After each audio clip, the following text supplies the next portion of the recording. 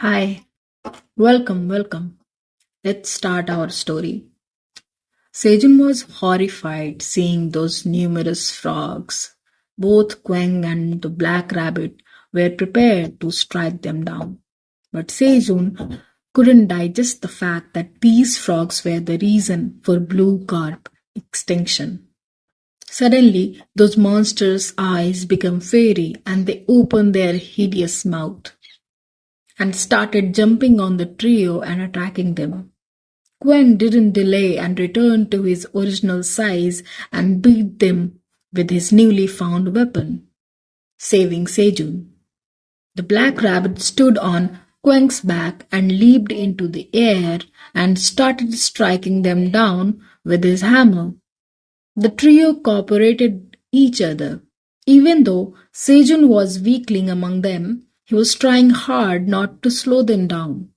He threw his hatchet and targeted all the frogs which were coming at him, beating a shit out of them. He retrieved his hatchet and both Quang and the black rabbit returned to his side.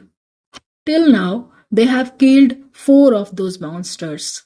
Sejun bragged that he might look like a weakling, but do not forget, he lives on the 99th floor. He earned 2000 experience point, so he shouted at them to fight with him. He will turn them all into experience points. Then he commanded his fellow fighters to charge towards the enemy.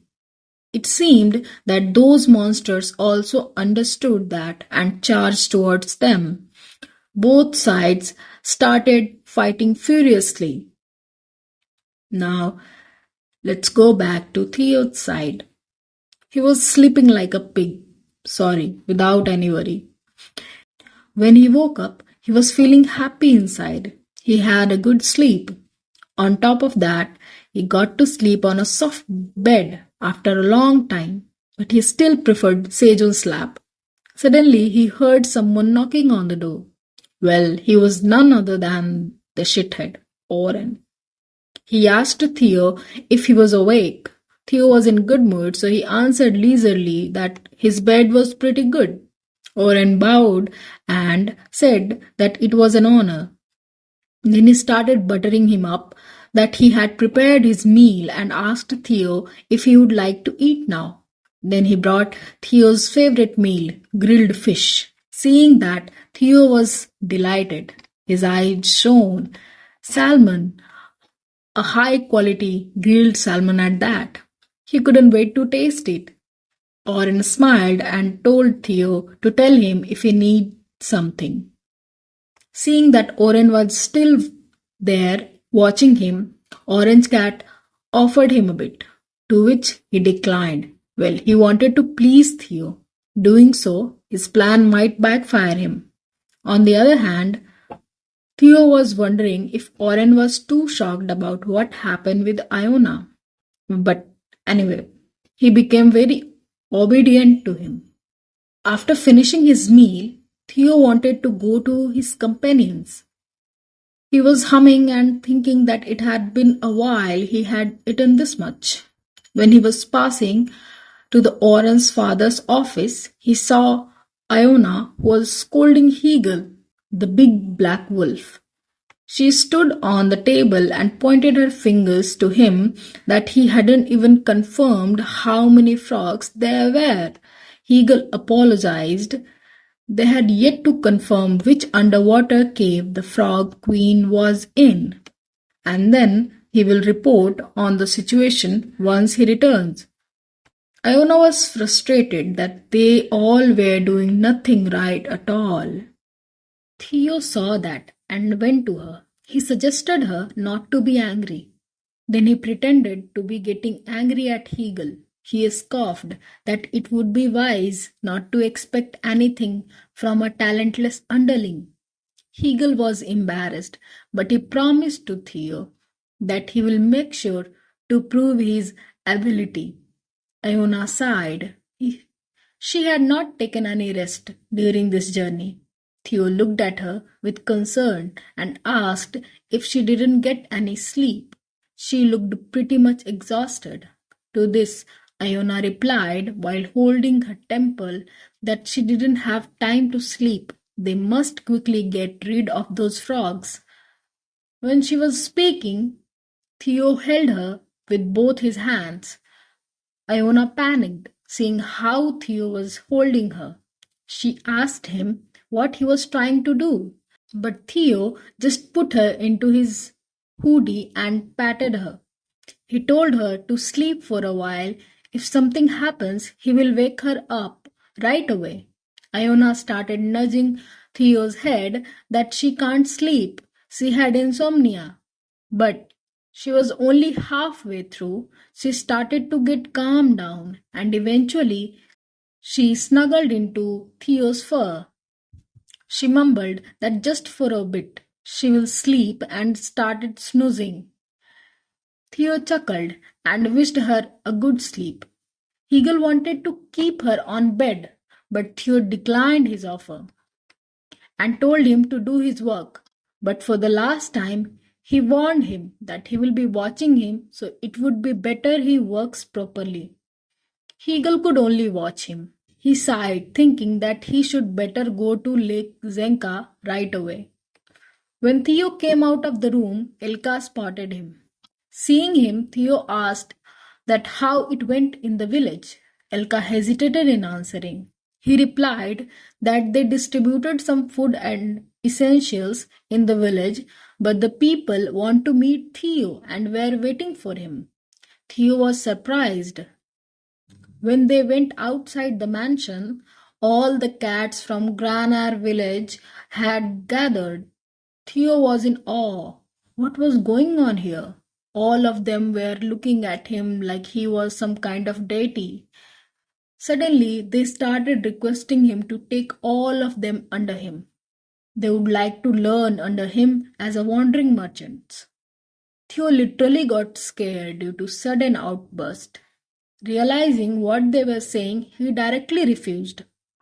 He was complaining while going back to the mansion that why did everyone keep saying they want to work under him. He mumbled that it was too troublesome. The guys he had under him right now were enough, but Elka stopped him. He suggested that at least he should listen to what they had to say. After all, he was a hero to all of them. Theo was confused hearing about hero. Elka explained to him that the rumors had spread. With just one tower coin, the rising yellow star of the wandering merchant's world climbed to the 99th floor and earned the trust of the black dragon, the golden cat Theo. It has been assumed that Theo was standing on the pile of gold coins. He was surprised. Elka nodded and said that right now, with frogs ruining the scene, he saved the village from famine and quelled Lord Iona's wrath. To them, that was an incredible feat. He suggested Theo that expanding the business would require a lot of manpower. He must lead everyone outside the 99th floor. He requested him to take them in, at least for the sake of Sejun, the great black dragon. Theo thought for a while and then thanked him sincerely. He praised him that he was a loyal subordinate. He will consider his words. At that moment, he heard some commotion behind him. The guards were trying hard to stop the white cat, but she was not listening at all. She shouted to attract Theo's attention. Theo looked at her and recognized her. She was Mariel, the one who had left him and started dating Oren because he was rich. She shoved the guard and cheerfully jumped onto Theo. She hugged him tightly. He didn't even have the time to stop her. She giggled and said that she missed him so much. Theo was irritated. He scolded her that what she was trying to do. He wanted to push her, but she smiled haughtily and assumed that he came to the Granar village but didn't even call her. She was so disappointed. She was acting like a bitch by circling her finger on Theo's chest. Morel was saying that he came for her after achieving all the success just to impress her, right? She knew he liked her the best. She will accept his feelings. She felt shy and proposed that they should become someone significant to each other. She put her paw on Theo's shoulder and called out to him passionately. But Iona pushed her paw and stated, "Oh, so you are Maril." Seeing her, Maril was frightened and slapped Iona so hard that she flew out and fell to the floor. Theo panicked and ran to her worriedly. On the other hand, Maril was sobbing and putting an innocent act that she hates rats so much. But Theo didn't even look at her and picked up Iona to his lap. He asked worriedly if she was okay. Her face looked bruised. He shouted angrily at Maril, but that bitch was acting innocent. That why he was getting angry at her. Why was he more worried about that little rat? But Theo was not going to let it slide. It was obvious. He commanded that stupid cat to apologize to Iona, but she didn't agree. She started sobbing and said that she was sad and not to shout at her. Theo countered that Iona was more hurt than her. So quit acting like a weakling and apologize. Theo had always used the Granar village dialect in his speech, which greatly annoyed Maril. She mumbled that she could not stand to hear that boorish dialect. She extended her sharp nail and gritted her teeth. She commanded that didn't he get that? Maril, the beauty of Granar village, was saying that she was going to accept him. She ferociously ran towards them while shouting that he should abandon that rat and just go to her. She even called Theo a stupid yellow cat. Elka and Theo both were stunned and couldn't think of retaliation. Well, at that moment, Iona pointed her staff at her, used magic spell, and warned her that by doing so, she wouldn't be able to win Theo's favor.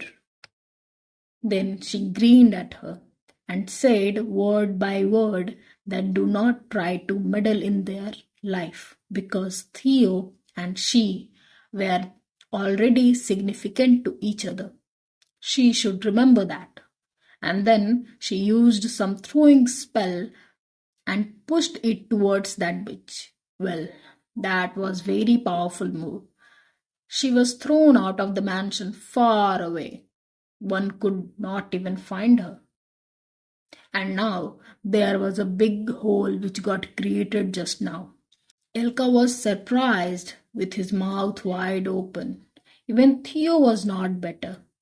He was wondering what would have happened to Maril. Here, after using that spell, Iona was exhausted and then she fell into Theo's lap. She snuggled into the fur, mumbling that she was feeling so sleepy, let her sleep for a while. Theo smiled and said dotingly, "Sleep well, Iona." And then he hugged her tightly. Yay, my ship has officially sailed. Well, this picture was like, don't you dare touch my man. Please like and subscribe, guys. Bye.